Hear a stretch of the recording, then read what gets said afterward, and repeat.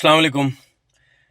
Gary Kristen ने report जमा करा दी पाकिस्तान क्रिकेट बोर्ड में, और जो बातें कि उसने की हैं, अब आप ये अंदाज़ा लगाएंगे कि गैरी क्रिस्टन वर्ल्ड कप से कुछ दिन पहले ही आया, और जो जो उसने बोला ये मैं पिछले कोई 40 साल से सुन रहा हूँ। ठीक है कि जी पाकिस्तान क्रिकेट टीम में यूनिटी नहीं होती, पाकिस्तान क्रिकेट में फिटनेस का मसला है, डिसिप्लिन का मसला है। ये हमारे जितने भी सुपरस्टार थे ये सब कुछ थे, ये हमारे सुपरस्टारों का भी यही प्रॉब्लम था। बस उनको ये फ़ायदा था, वो इंडिविजुअली नेचुरल टैलेंटेड थे और इंडिविजुअली इतने अच्छे परफॉर्मर थे, जिसकी वजह से उनकी फिटनेस लेवल छुप जाती थी, उनकी डिसिप्लिन छुप जाता था, उनकी यूनिटी छुप जाती। कहाँ थी यूनिटी हमारे पुराने प्लेयरों में? फड्डा करते, लड़ाइयाँ झगड़े, हर टाइम कप्तानी के पीछे मर रहे होते थे सारे, ये सब कुछ करते थे। यूनिटी कहाँ थी? ग्राउंड के बगैर सारे लड़ते थे, ग्राउंड के अंदर भी यूनिटी क्या, अपनी स्किल्स लेवल इतना अच्छा था जिसकी वजह से वो जितवाते थे और टीम जीतती थी। ठीक है, डिसिप्लिन आपके सामने, हर चीज, कुछ भी नहीं थी वहां पे। अब ये चीजें इस वजह से नजर आती हैं क्योंकि ना डिसिप्लिन है टीम में, ना टैलेंट है टीम में, ना फिटनेस लेवल, ना स्किल्स लेवल, कुछ भी नहीं है, जिसकी वजह से एक आध दो प्लेयर जो हैं अगर उनको हटा दो तो टीम बिल्कुल फारिग, थकी, थर्ड क्लास, बेकार टीम है हमारी। तो जो उसने रिपोर्ट जमा कराई, अब उसने बोला जी यूनिटी नहीं है। ठीक है, यूनिटी कैसी होगी भाई? सारे तो लड़ने के चक्करों में लगे होते हैं। एक कहता है जी मैं कप्तान बन जाऊं, दूसरा कहता है मैं कप्तान बन जाऊं, शाहीन कहता है मैं कप्तान बन जाऊं, रिजवान कहता है मैं बन जाऊं, बाबर कहता है मैं बन जाऊं। अब ये इन सबों ने अपने अपने अगर ग्रुप बनाए हुए हैं तो यूनिटी कहां से होगी? या गैरी क्रिस्टन गलत है या रिजवान गलत है। रिजवान ने भी बोला और प्लेयर्स भी बोलते हैं नहीं जी यूनिटी होती है, सब कुछ है, हमारे पाकिस्तान टीम में कोई प्रॉब्लम नहीं है। ठीक है, सब कहते हैं, लेकिन गैरी क्रिस्टन कह रहा है कोई कुछ भी नहीं है। तो फिर कौन सही है? ये पता करवाने की जो है वो ज़रूरत है। उसके बाद जो है क्या कहते हैं इसको, अगर हम फिटनेस लेवल की बात करते हैं, ये भी पिछले कोई 40 साल से सुन रहा हूँ, फिटनेस है नहीं भाई। जिन लड़कों की फिटनेस नहीं है वो कैसे टीम में सिलेक्ट होते हैं? उसका कहने का मकसद ये था। कैसे आजम खान सिलेक्ट होता है? अगर आजम तो चलो इस वजह से सामने नजर आया था, उसको वेट ही बहुत ज्यादा है, इस वजह से कहते हैं जी फिटनेस इसकी क्यों नहीं।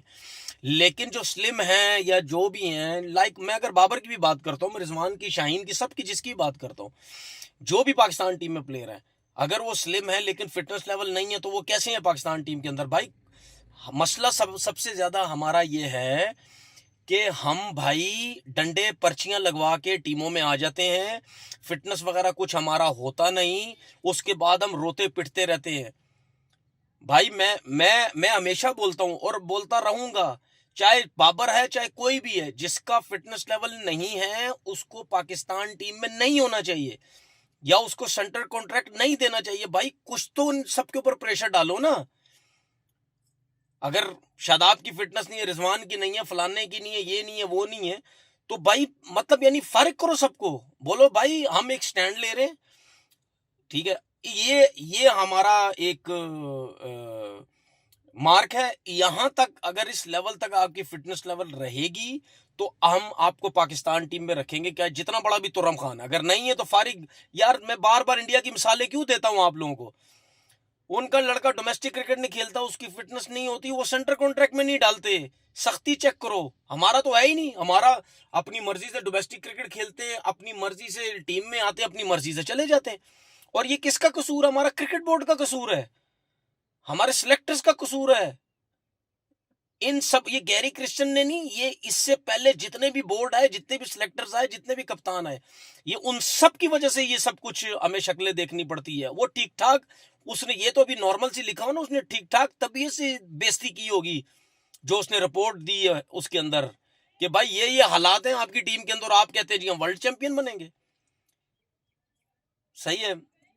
उसके बाद जो है वो, मैं स्किल्स की थोड़ी सी बात कर लेता हूँ। स्किल्स कहाँ है हमारे पास? कहाँ है? किधर है स्किल्स? दूसरी टीमों को बस स्किल्स है। बुमराह बॉलिंग करने आता है, जिस टाइम बॉलिंग करने आता है वो आउट करके देता है। हमारा शाहीन, नया बॉल करो मार, पहले ओवर में 4-4 चौके, 3-3 चौके।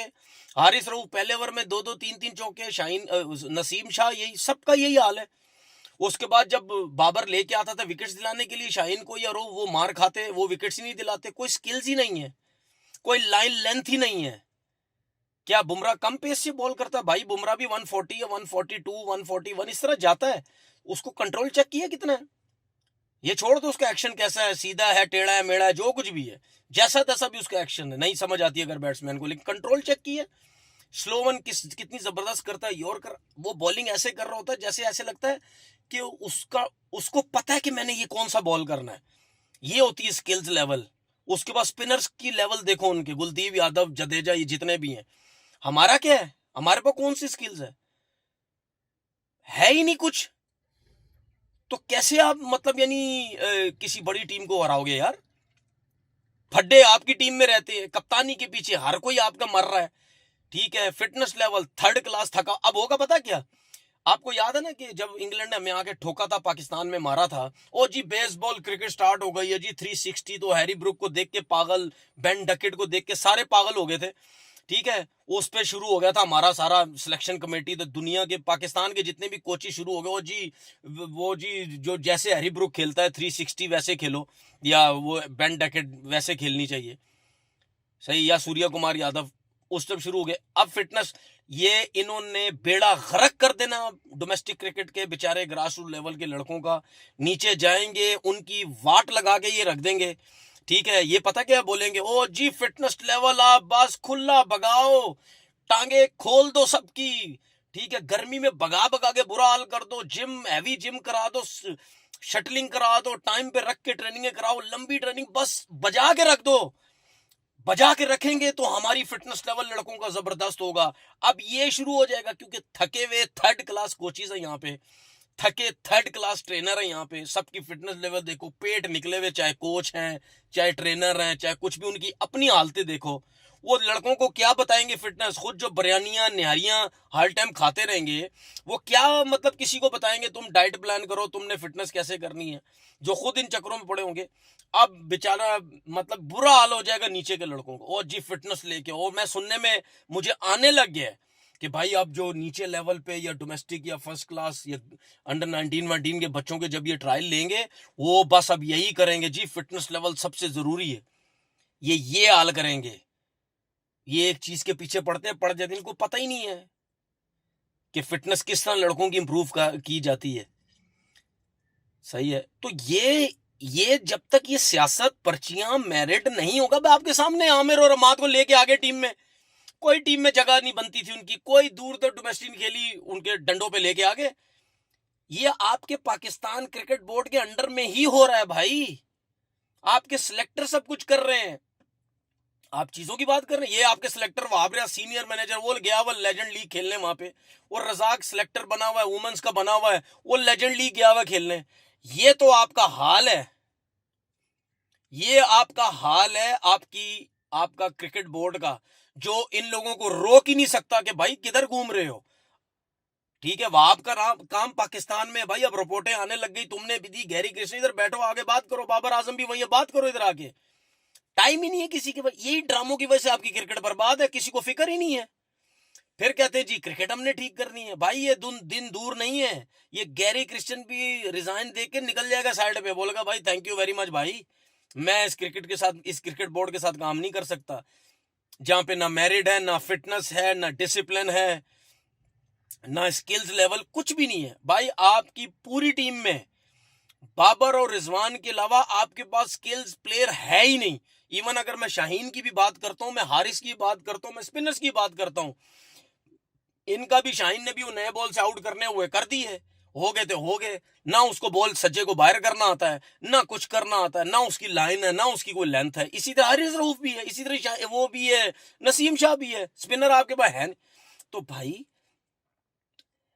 जब तक अपनी डोमेस्टिक क्रिकेट को तगड़ा नहीं करोगे, मैं एक प्लेयर की बात सुन रहा था, वो थकी हुई बात कर रहा है, और जी सिस्टम पहले भी ऐसे, तो भाई सिस्टम कभी भी हमारे मुल्क का ठीक नहीं हुआ, थका हुआ ही रहा है, जिस तरह चलती हुई आ रहा था सिस्टम उसी तरह ही है।